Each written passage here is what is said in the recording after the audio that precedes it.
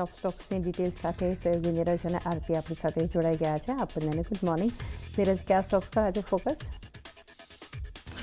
જી good morning. અને પરિણામોથી શરૂઆત કરીએ. સૌથી પહેલાં વાત કરવી છે કોન્કોરની. જુઓ અહીંયા પરિણામો આપણને આવતા દેખાયા છે. નબળા પરિણામો છે. 12.5% જેટલો પ્રોફિટ ઘટ્યો છે. રેવન્યુની અંદર 1% ઘટાડો છે. એબિટ 3% ઘટ્યા છે અને માર્જિન 19.3%થી ઘટીને 18.9% જેટલા થયા છે. હવે અહીંયાથી એક ખાસ વાત ધ્યાન રાખવાની કે અહીંયા એક્ઝિમ વોલ્યુમની અંદર આપણને ઘટાડો આવતો જોવા મળ્યો છે.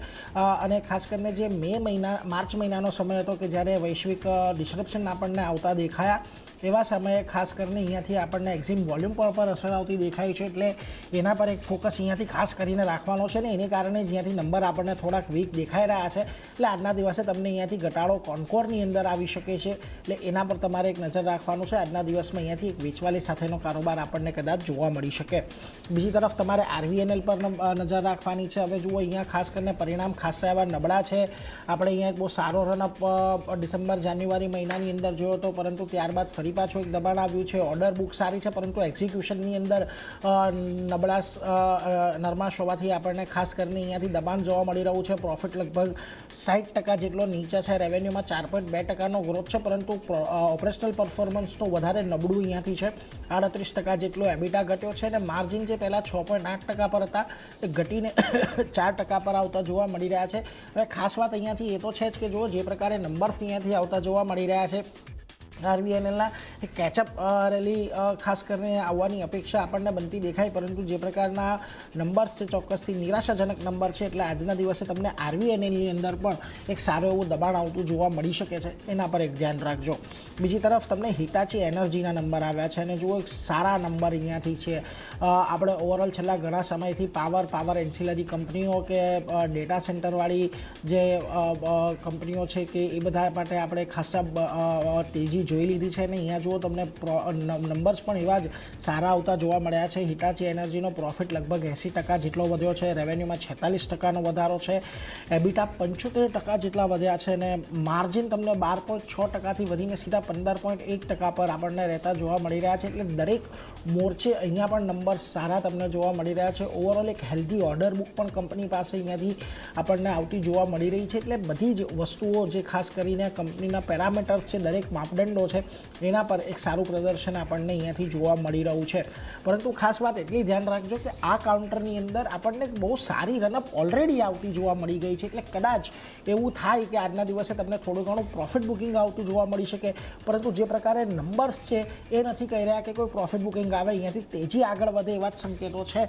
પરંતુ ખાસ તમારે ધ્યાન રાખવાનું છે હિટાચી એનર્જી પર આજના દિવસે સારું એવું એક્શન તમને અહીંયા જોવા મળી શકે છે. બીજી તરફ આવો ઘણી બધી અન્ય કેશની કંપનીઓના પરિણામ આવ્યા છે. ઓફિસ સ્પેસના પરિણામ આવ્યા છે. સારા નંબર્સ છે. જુઓ ખાસ કરીને 11 કરોડથી પ્રોફિટ વધીને તમને 23 કરોડ પર પહોંચતો જોવા મળ્યો છે. એટલે ખાસ કરીને પ્રોફિટ ડબલ થઈ ગયો છે. રેવન્યુ અહીંયા 20% જેટલા જ વધ્યા છે. 410 કરોડ પર રહેતી જોવા મળી છે. એબિટા 31% જેટલા વધ્યા છે. 151 કરોડ પર છે. માર્જિન 34.1% પર હતા, ત્યાંથી વધીને 37% પર છે. એટલે સારી એક તેજી અહીંયા પણ તમને આજના દિવસમાં જોવા મળી શકે છે. દરેક માપદંડો પર પરિણામો સારા છે. અને ખાસ કરીને આ કંપની જે સ્પેસની અંદર કામ કરે છે એ થોડીક એટલા માટે પણ આ નંબર સારા છે કે ઓવરઓલ ઇકોનોમિક એક્ટિવિટી સારી એવી વધી રહી હોય આ ચેલેન્જિંગ સમયની અંદર પણ એના એક સંકેત ખાસ કરીને અહીંયાથી આપણને બનતા દેખાઈ રહ્યા છે. એટલે એના પર પણ એક ધ્યાન રાખવાનું. તમને આજના દિવસે ઓફિસ સ્પેસની અંદર પણ એક સારી તેજી સાથેનું કામકાજ જોવા મળી શકે છે.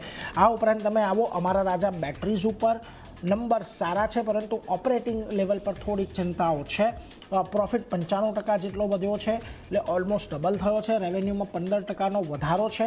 બીજી તરફ એબિટા 13% જેટલા ઘટ્યા છે અને માર્જિનની અંદર જુઓ 11.14%થી ઘટીને 10.9% પર છે. એટલે લગભગ 24 બેઝિસ પોઈન્ટનું તમને અહીંયાથી દબાણ જોવા મળી રહ્યું છે ઓવરઓલ માર્જિન પર, પરંતુ નબળા તો છે જ. હવે ખાસ અહીંયા તમારે ધ્યાન વાત એ રાખવાની છે કે જ્યારે આટલો મોટો ઉછાળો પ્રોફિટની અંદર હોય ત્યારે કોઈ એકવારની આવક કે એવું કંઈક આવ્યું છે કે નહીં એને લઈને ખાસ ધ્યાનમાં રાખવાનું. બીજી તરફ આ બધી કંપનીઓ ખાસ કરીને બેટરીવાળી કંપનીઓ અત્યારે ખાસા એવા કેપેક્સ તરફ આગળ વધી રહી છે, એટલા માટે પણ તમને કદાચ માર્જિન અહીંયાથી થોડા કોમ્પ્રોમાઇઝ થતા જોવા મળી શકે. એટલે એના પર તમારે એક ધ્યાન રાખવાની છે. અહીંયા ખાસ કરીને એબિટાની અંદર વધારો છે, એટલે એ બાબતે તમે ધ્યાનમાં રાખજો. એટલે ઓવરઓલ પરિણામો થોડાક મિશ્ર છે. માર્જિનને લઈને થોડીક ચિંતા છે. આજના દિવસમાં તમને અહીંયા ઓલરેડી થોડું ઘણું ઘટાડો આવતો જોવા મળી શકે, કારણ કે જો ગઈકાલે 7.5% જેટલો આ સ્ટોક ચાલી ગયો હતો, એટલે આજના દિવસમાં થોડુંક અહીંયાથી તમને પ્રોફિટ બુકિંગ અપેક્ષિત છે, એટલે અમારા રાજા પર પણ તમે નજર રાખજો. આ ઉપરાંત પાઇન લેબ્સ કંપની ખોટમાંથી નફાની અંદર આવતી જોવા મળી છે. જુઓ 26.7 કરોડની ખોટ હતી, એની સામે 60 કરોડનો નફો આપણને થતો જોવા મળ્યો છે, એટલે એક સારો ગ્રોથ અહીંયા છે.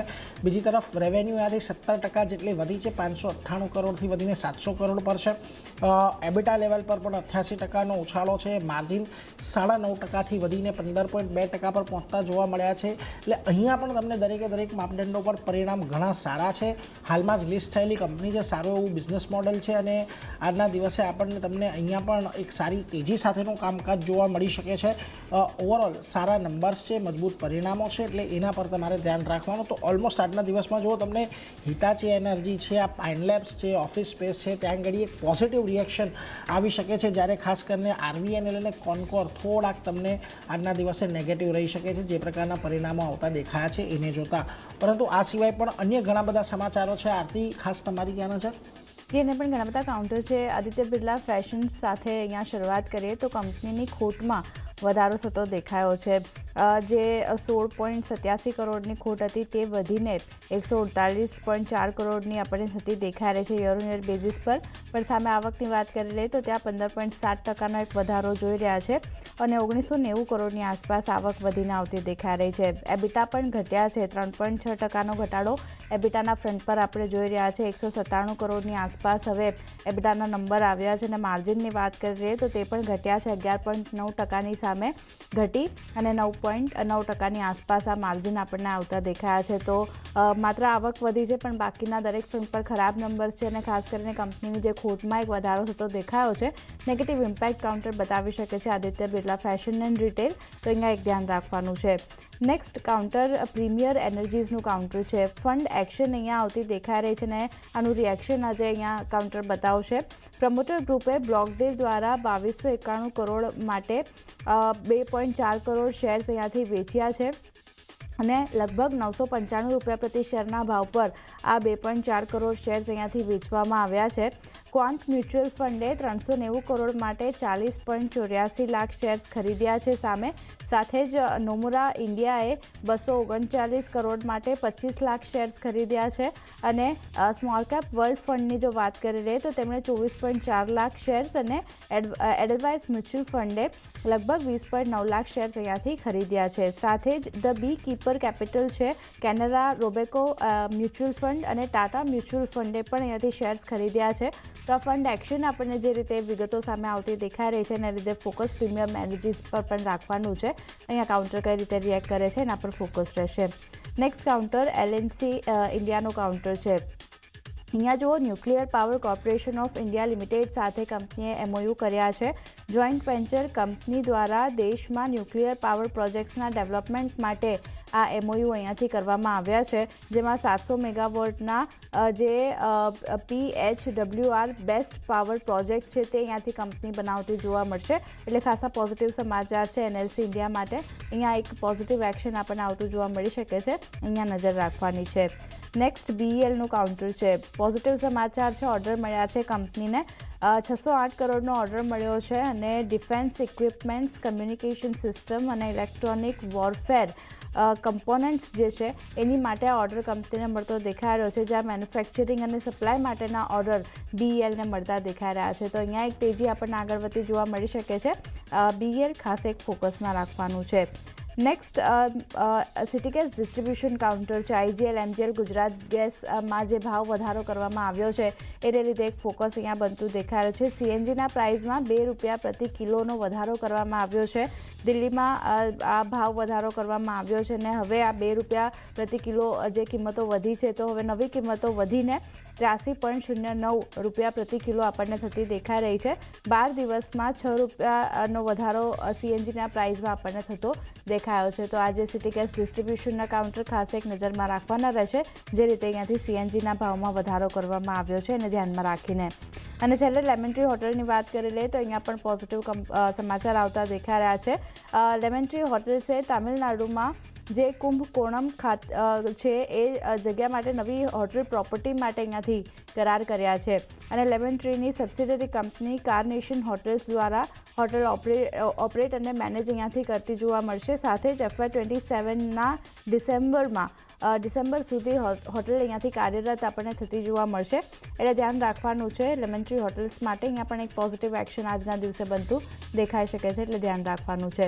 ચાંદી ઘણા બધા કાઉન્ટર જે નીરજે જણાવ્યા, મેં જણાવ્યા, બધા ફોકસમાં રહેશે. જી, તો બધા સ્ટોક્સ પર ફોકસ રાખીશું. નીરજ અને આરતી, આપ બંનેનો આભાર અમારી સાથે જોડાઈને ટોપ સ્ટોક શેર કર્યા.